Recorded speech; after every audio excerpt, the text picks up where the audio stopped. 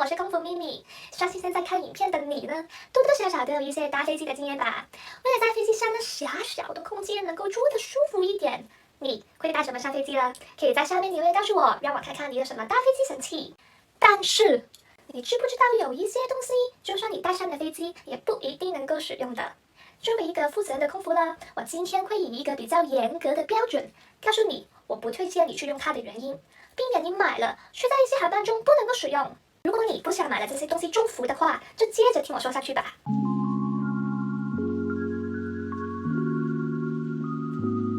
对了，我的频道是专门说一些航空小知识。如果你想听空姐说这些航空秘密的话，就要订阅我的频道，开启小铃铛接收我最新的通知，还有赞好我的影片哦。在开始之前，我会先说明4大原则，用来分析以下说的东西可不可以在飞机上使用。第一条是会对飞机的设备造成损害吗？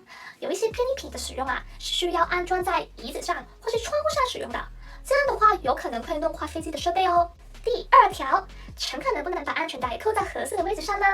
使用的这个东西会影响你不能扣上安全带，或是不能在合适的位置扣上安全带吗？第3条，会有碍安全吗？就是用的这个东西，如果会妨碍到客机或乘客的安全，比如说挡住了逃生口等等，就是不能使用的。最后一条就是会妨碍到其他的乘客吗？如果你使用的这个东西会影响到其他人的安全或是观感的话，也是不行的哦。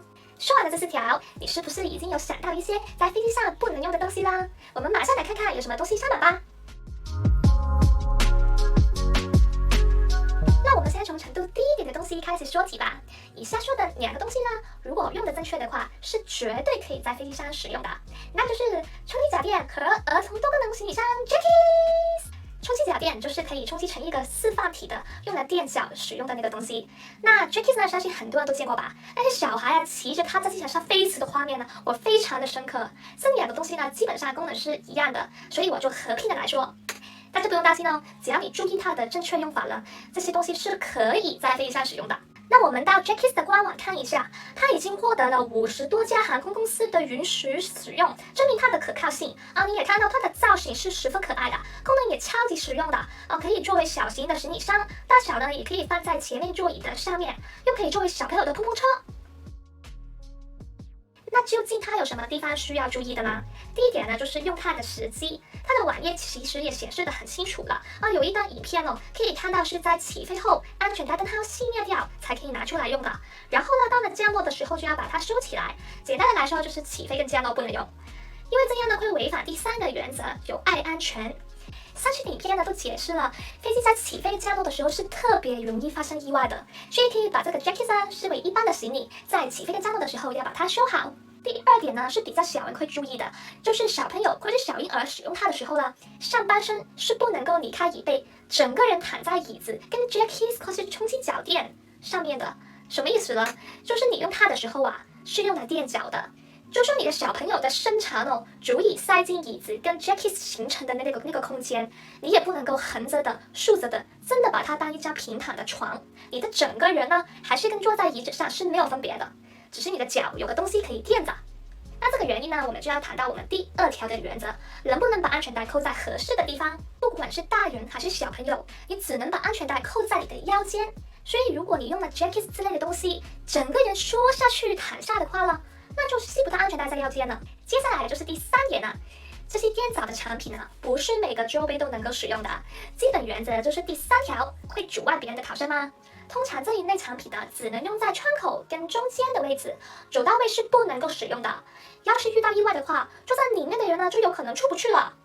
可能你会问哦，我之前在走道位置用过，也没有怎么样啊。我只能说不同的航空公司没有一个划一的标准，只是从上面说到的4大原则，跟我观察到的经验，的确是有部分的航空公司会对使用它们有座位上的规定。详细的情况呢，可以向个别的航空公司查询。总的来说，只要注意这3点：起飞降落不能用，走道位置不能用，用的时候可以把安全带系在腰间，就没问题了。第3个要说的东西就是智能行李箱。当时这个东西一推出市面的时候我简直是傻眼了。它给我的印象就是会自动跟着人走的行李箱，不怕被别人突然抢了就跑吗？反正呢，我是东西不拿在手中会感觉有点不安全的。Anyway， 现在好像越来越多新的功能了，又可以替手机充电，又可以防盗等等。那这个行李箱要注意的事项是什么呢？第一是电池的问题。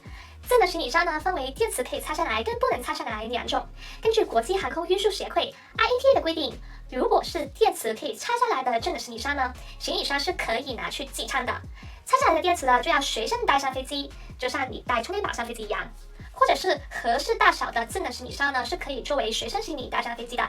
那可以拆下来的电池呢，就要保持在那个行李箱的里面。如果你买到一个电池不可以拆下来的行李箱呢，那就认了吧，因为拆不下来电池的行李箱呢，是不可以机舱跟带上飞机的，无论如何都用不了啊。不过我相信这个规定都出来一段时间了，应该没有公司会这么小出一些电池拆不下来的行李箱吧？要是有的话，就不要带出国用了。第二点呢，就是重量的问题了。这个行李箱有那么多功能，把电池计算在内的话，差不多一个有5、6公斤左右吧。但一般可以带上飞机的随身行李限额了，只有7、8公斤左右，所以用它的话呢，也不能够放太多东西进去哦。就算机舱呢，也占了不少重量的限额。我是觉得没有太大的必要去用它啦。要是我的话，我就选一个轻一点的行李，那我就可以在外地买更多东西回家了。接下来就进入了我不推荐大家使用的东西，因为它们在某一些航空公司或是整个飞行过程中都很大的机会是不能够使用的。第一个是悬挂式的脚垫，我知道应该有很多人有用过这个东西吧。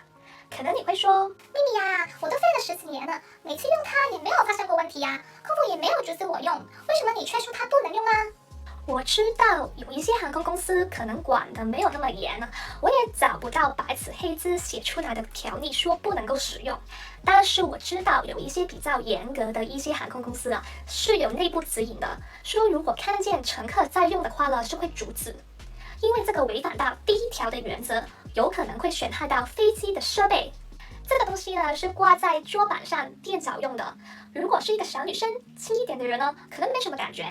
但如果是个重的人呢，把脚踏在这块布上面，这块布呢又粘着那个桌板，一不小心可能会弄坏了桌板的。就算你说哪有那么容易弄坏啦，但是它是粘着你前面的周围的。你想想看哦，你的脚在脚垫上面不许动一下的话，你前面的人其实是可以感觉到你脚的动作的。而且如果你要垫脚的话呢，是有其他的替代品的，你可以用这种放在地上面的脚踏，就完美的解决了上面说的问题了。所以大家还是想一下，是不是真的要用这一种挂在别人椅子上的脚踏啦？好，再下一个呢，就是小型加湿器，这个应该算比较冷门吧。到目前为止呢，我都没有见过有人在飞机上用。可是为了防止有人可能不知道，还是说一下吧。像这一种呢会喷嚏出来的东西呢，其实是很容易会被误会成是烟雾的，所以一般呢都不可以在飞机上使用的。而且它喷出来的气体会飘到其他的座位，影响到其他的乘客。我知道飞机上真的很干，那你可以戴个保湿的口罩，或是带一小瓶保湿的喷雾，也是可以取代的。终于拿到最后一种东西啦！这个东西堪称是史上最邪恶的机上用品。现在还有的卖吗？应该没有人会买吧？那就是膝盖空间捍卫器 Knee Defender。本来这个东西一开始的时候没有什么人注意到，但是在2014年，美国联合航空就有一位男乘客因为使用这个膝盖空间捍卫器与另外一个乘客争吵，导致飞机要半途迫降。那时候这位男乘客因为使用笔记型电脑在工作，就用这个东西卡住前座一个女乘客的椅背，不让她把她的椅背调低。女乘客发现这个事情之后呢，就跟男乘客激烈的争吵，就算空服员介入也无法调停。女乘客一气之下还向男乘客泼了一杯水，最后这个原定飞往科罗拉多州丹佛的航班就迫降在芝加哥，把他们请下飞机。美国联邦航空管理局虽然没有明文禁用这个夹子，但很多美国、澳洲等地的航空公司都禁止使用这个膝盖捍卫器了。我相信现在应该也很难买得到这个东西了吧？不推荐大家使用它的原因也很清楚了，就是第4条原则，妨碍到其他的乘客。小小的一个夹子就引起了这么大的纠纷，不知道大家觉得这个东西能用吗？你对调低椅背又有什么想法呢？可以在下面留言告诉我哦。今天说的这6种东西，可能有一些大家用过，或是见到别人用过。由于这些便利品呢，在世界上没有一个统一的标准规定，我只能凭我自己的经验去告诉大家，可以用那4大的原则去分辨，到底这些东西能不能用。当然，几个原则呢，其实也只是飞机最基本的底线啊，不要影响到安全和其他的乘客。所以也希望看影片的你哦，可以明白当中的原理，做一个知情达理的乘客。我很明白搭长途飞机真的很辛苦，如果你坐的累了，不妨出去上个洗手间，或者走到厨房跟空服要杯饮料。我相信空服也很乐意的跟你聊两句的。如果大家喜欢我的影片，请订阅我的频道，开启小铃铛接收我最新的通知，还要赞好我的影片分享出去哦。那我们下一集再见吧，拜拜。